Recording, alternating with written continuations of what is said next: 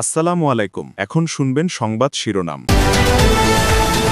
রাজধানী সায়েন্স ল্যাবে ঢাকা কলেজ ও আইডিয়ালের শিক্ষার্থীদের মধ্যে দফায় দফায় সংঘর্ষ, এলাকায় উত্তেজনা, ভাঙচুর।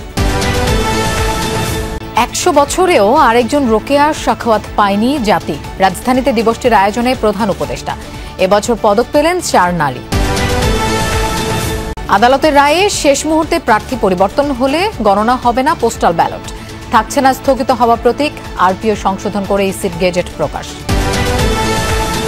প্রচারে থাকলেও ভোটের মাঠে তেমন প্রভাব নেই নতুন ৩ জোটের, বলছেন বিশ্লেষকরা। মূল লড়াই হবে বিএনপি জামায়াতের মধ্যে। ভোটের রাজনীতি তারা খুব একটা ফ্যাক্টর নাও করতে পারে, তবে ভোটের প্রচারে তাদের একটা ভূমিকা থাকবে। তারা যদি এখনো জোট গঠনের পরেও বিএনপি বা জামাতের সাথে আসন সমঝোতা করার চেষ্টা করে, তাহলে এই জোটটা ভেঙে যায়। আসসালামু আলাইকুম। এতক্ষণ শুনছিলেন সংবাদ শিরোনাম, এখন শুনবেন বিস্তারিত। সমঝোতার ১ মাসের ব্যবধানে ঢাকা কলেজ ও আইডিয়াল কলেজের শিক্ষার্থীদের মধ্যে আবারও সংঘর্ষ হয়েছে। আর এ ঘটনায় পুলিশ সহ আহত বেশ কয়েকজন। মঙ্গলবার সকালে এই সংঘর্ষ শুরু হয়। এরই মধ্যে ঢাকা কলেজের 2টি বাস ভাঙচুর করা হয়েছে। মারামারি বন্ধ এবং ভ্রাতৃত্ববোধ গড়ে তোলার লক্ষ্যে নভেম্বরে শান্তি চুক্তি করে ঢাকা কলেজ ও আইডিয়াল কলেজের শিক্ষার্থীরা। কিন্তু আজ সকাল ৮টার পর থেকে পরিস্থিতি উত্তপ্ত হয়ে ওঠে। এতে যান চলাচল বন্ধ হয়ে যায়। পরে পুলিশ এসে পরিস্থিতি নিয়ন্ত্রণে আনে। আইডিয়াল কলেজ শিক্ষার্থীদের অভিযোগ, বিনা কারণে হামলার শিকার হন তারা। এর আগেও বেশ কয়েকবার ঢাকা কলেজ হামলা করেছে বলে অভিযোগ তাদের। পুলিশ বলছে ঘটনা নিয়ন্ত্রণে আনতে তাদেরও ৭ থেকে ৮ জন আহত হয়। তবে সংঘর্ষের কারণ জানা যায়নি। এখনও থমথমে নিউ মার্কেট, গ্রিন রোড এলাকা। বিচার না হওয়া পর্যন্ত রাজপথ না ছাড়ার হুঁশিয়ারি আইডিয়ালের শিক্ষার্থীদের। ছোট জুনিয়র যারা ছিল ওরা পরীক্ষা দিতেছিল, হুট করে ঢাকা কলেজের কিছু বলা পাইন পুলিশ সাথে ঢুকে আমাদের গেট ভাঙছে। অলমোস্ট 100 থেকে 150 স্টুডেন্ট ঢাকা কলেজের 2 থেকে 3 জন বা 1 জন যাকেই পাচ্ছে তাকেই মারতেছে। আমাদের অনেকে আহত হয়েছে, আজকে অনেকে আহত হয়েছে, মাথা ফাটাইছে, নাক ফাটাইছে। যে ঘটনাটা আজকে ঘটলো, কি কারণে ঘটলো, কেন ঘটলো, কারা প্রথম আক্রমণ করলো, এর মধ্যে বহিরাগত আছে কিনা বা অন্য কোনো চক্র আছে কিনা জড়িত, এটা আমরা বের করার চেষ্টা করছি। আসলে থেমে থেমে কিন্তু পরিস্থিতি উত্তপ্ত হচ্ছে, বারবার পরিস্থিতি নিয়ন্ত্রণের চেষ্টা করছে আইনশৃঙ্খলা বাহিনী। আমরা দেখেছি যে এখানে অনেকেই জড়ো হবার চেষ্টা করেছিল, তাদেরকে কিন্তু ছত্রভঙ্গ করেছে লাঠিচার্জ করে। আবারও এই আইডিয়াল কলেজের শিক্ষার্থী তারা কিন্তু জড়ো হবার চেষ্টা করছেন এবং সেজন্য কিন্তু দেখতেই পাচ্ছেন যে বিপুল সংখ্যক আইনশৃঙ্খলা বাহিনীর সদস্য তারা কিন্তু আবার মার্চ করছেন। মার্চ করে তাদেরকে ছত্রভঙ্গ করার চেষ্টাটি করা হবে। আমরা সেটি ফলো করছি। একটু বলতে চাই যে কিছুক্ষণ আগেও কিন্তু এখানে আইনশৃঙ্খলা বাহিনীর সদস্য যারা ছিলেন তারা কিন্তু আইডিয়াল কলেজের শিক্ষার্থীদেরকে বারবার বোঝানোর চেষ্টা করেছেন যে কোনো ধরনের কোনো সংঘর্ষ বা সংঘাতে যেন তারা না যান। রোকেয়ার আদর্শ অনুসরণ করে নতুন বাংলাদেশ বিনির্মাণে সবাইকে এগিয়ে আসার আহ্বান জানিয়েছেন প্রধান উপদেষ্টা ডক্টর মোহাম্মদ ইউনূস। রাজধানীর ওসমানী স্মৃতি মিলনায়তনের এক অনুষ্ঠানে এই আহ্বান জানান তিনি। আমি রোকেয়া শিরোনামে এবারও সরকারিভাবে পালিত হচ্ছে রোকেয়া দিবস। মহিলা ও শিশু বিষয়ক মন্ত্রণালয়ের আয়োজনে অনুষ্ঠানের প্রধান অতিথি উপদেষ্টা ডক্টর মোহাম্মদ ইউনূস। এ সময় মন্ত্রণালয়ের নাম পরিবর্তন করে নারী ও শিশু মন্ত্রণালয় করার ঘোষণা দেন প্রধান উপদেষ্টা।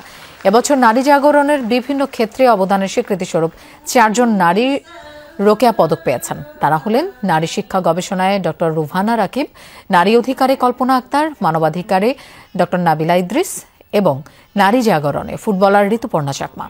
তাদের হাতে পদক তুলে দেন প্রধান উপদেষ্টা। বেগম রোকেয়া যদি স্বপ্ন দেখতে পারে, আমরা তো পারি স্বপ্ন দেখতে, অসুবিধা কি? দেখি না একবার বেগম রোকেয়া কত দূরে গিয়ে দিয়ে গেছে, আমরা অনেক দূর নিয়ে যাবো। আর কিছু করতে না পারি, স্বপ্নটা তো দেখতে পারি। বেগম রোকেয়া তাই করেছে, স্বপ্ন দেখে গেছে। বেশি কাজ করতে পারেনি, স্কুল করেছে ঠিক আছে, কিন্তু আমরা অনেক কাজ করতে গেছি। আজকে টেকনোলজির যুগে পারা যায় না এমন কোনো কাজ নেই। রেওয়াজ অনুযায়ী আগামীকাল রাষ্ট্রপতির সাথে সাক্ষাৎ করবেন নির্বাচন কমিশন।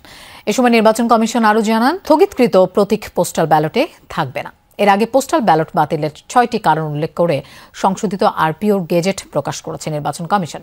পোস্টাল ব্যালটে কোনো প্রতীকে দাগ দেয়া না থাকলে কিংবা একাধিক টিক বা ক্রস দেয়া হলে পোস্টাল ব্যালট বাতিল হবে। এছাড়া কোনো প্রতীকে টিক বা ক্রস দেয়া হয়েছে তা বোঝানো না গেলে, গণনা শুরুর আগে রিটার্নিং অফিসারের কাছে না পৌঁছালে, আদালত প্রার্থীর তালিকায় পরিবর্তন আনলে, ঘোষণাপত্রে ভোটারের সই না থাকলে সেই ব্যালট বাতিল বলে বিবেচ্য হবে। সংশোধিত আরপিওতে উল্লেখ করা হয় পোস্টাল ব্যালটের জন্য রিটার্নিং অফিসারের কার্যালয় ভোট কেন্দ্র হিসেবে ধরা হবে। এছাড়া ব্যালট গণনায় রিটার্নিং অফিসার, একজন প্রিজাইডিং অফিসার ও কয়েকজন পোলিং অফিসার নিয়োগ দেবেন। গেজেটে আসলে এই বিষয়গুলো নিয়েই বলা হয়েছে, মূলত পোস্টাল ব্যালট নিয়ে সর্বশেষ যে বিষয়গুলো এসেছে সেখানে আমরা দেখেছি যে আসলে সবচাইতে বেশি আলোকপাত করা হয়েছে, মনোযোগ দেওয়া হয়েছে পোস্টাল ব্যালটের ক্ষেত্রে, এবং এই বিষয়গুলো কিন্তু আগেই সিদ্ধান্ত নিয়ে ফেলেছিল নির্বাচন কমিশন, কিন্তু এ নিয়ে কিন্তু পরবর্তীতে গেজেট প্রকাশিত হয়নি। গেজেটটি এবার প্রকাশিত হয়ে গেছে এবং তার মধ্যে একটি ছিল যে কোনো নির্দিষ্ট আসনের প্রার্থিতা যদি বাতিল হয়ে যায় এবং সেটি যদি আদালত থেকে সিদ্ধান্ত আসে, তাহলে সেক্ষেত্রে সেই পোস্টাল ব্যালটটিকে, সেই প্রতীকযুক্ত পোস্টাল ব্যালটটিকে বাতিল হিসেবে গণ্য করা হবে। যেমনটি এখানে বলা হয়েছে সেই গ্যাজেটের মধ্যে যে any change in particular constituency or constituencies in a relevant court, এবং সেই বিষয়গুলোই কিন্তু এখানে এভাবেই বলা হয়েছিল এই প্রজ্ঞাপনের, এই গ্যাজেটের মধ্যে। এবং এর আগে আমরা দেখেছি যে নির্বাচন commissioner brigadier general Abul Fazal Mohammad Sanaullah তিনিও কিন্তু এই বিষয়গুলো নিয়ে অনেক আগে থেকেই আলোচনা করেছিলেন এবং অনেক আগে থেকেই সাংবাদিকদেরকে জানাচ্ছিলেন, এবং তিনি এটাও বলেছেন যে আসলে আদালতের সিদ্ধান্তে একদম শেষ মুহূর্তে যে কোনো সময় প্রার্থিতা বাতিলের একটি সিদ্ধান্ত আসতে পারে। তো সেক্ষেত্রে আসলে যেটি হয় যে এটি একটি বড় চ্যালেঞ্জ হিসেবে দেখছে নির্বাচন কমিশন, এবং সেই অনুযায়ী আমরা দেখতে পেয়েছি যে সেই সিদ্ধান্তটিকেই কিন্তু অবশেষে বাস্তবায়ন করা হলো, এবং বাস্তবায়ন করার পর পরবর্তীতে কিন্তু এই গ্যাজেটটি প্রকাশিত করা হয়েছে। এবং এর মধ্যে বলে রাখি যে আর কিছুক্ষণ পরেই আসলে প্রধান নির্বাচন কমিশনার আসলে সুপ্রিম কোর্টে যাবেন প্রধান বিচারপতির সাথে দেখা করার জন্য। ভোটের রাজনীতিতে বড় ফ্যাক্টর হবে না নতুন গঠিত 3টি জোট। তবে এনসিপি, জাতীয় পার্টি ও বামদের নেতৃত্বাধীন আলাদা এই জোটগুলোর ভোটের প্রচারে বড় ভূমিকা থাকবে মনে করছেন রাজনীতি বিশ্লেষকরা। তাদের মতে আওয়ামী লীগ ও জাতীয় পার্টির ভোট টানতে পারবে এমন সক্ষমতা নেই জাপার একাংশের জোট ন্যাশনাল ডেমোক্রেটিক ফ্রন্টের। অন্যদিকে সংস্কারের উদ্দেশ্যে গঠিত এনসিপির নেতৃত্বাধীন গণতান্ত্রিক সংস্কার জোট কোনো দলের সাথে সমঝোতার চেষ্টা করলে জোটটি ভেঙে যেতে পারে শঙ্কা বিশেষজ্ঞদের। ভোটের আগে রাজনৈতিক অঙ্গনে শুরু হয়েছে রাজনৈতিক দলগুলোর দৌড়ঝাঁপ। গঠিত হচ্ছে নতুন নতুন রাজনৈতিক জোট। এরই মধ্যে 9টি বাম দল নিয়ে গঠিত হয়েছে গণতান্ত্রিক যুক্তফ্রন্ট। তবে আলোচনায় এনসিপি, এবি পার্টি ও রাষ্ট্র সংস্কার আন্দোলন নিয়ে গঠিত নতুন গণতান্ত্রিক সংস্কার জোট। যদিও এই জোটের সাথে গণ অধিকার পরিষদ, আপ বাংলাদেশ সহ 8টি দলের যুক্ত হওয়ার কথা ছিল, কিন্তু শেষ পর্যন্ত তা হয়নি। তাই নতুন এই জোটের প্রভাব নিয়ে শুরুতেই প্রশ্ন উঠছে। এই জোটটায় যারা যুক্ত আছে, রাষ্ট্র সংস্কার আন্দোলন, এবি পার্টি, এরা তো নির্বাচনকে সামনে রেখে করেনি, এরা আসলে নির্বাচন পরবর্তী রাজনীতিকে সামনে রেখে করেছে। কিন্তু এনসিপির নির্বাচনে কিছু লক্ষ্য আছে। তারা যদি এখনো জোট গঠনের পরেও বিএনপি বা জামাতের সাথে আসন সমঝোতা করার চেষ্টা করে, তাহলে এই জোটটা ভেঙে যাবে।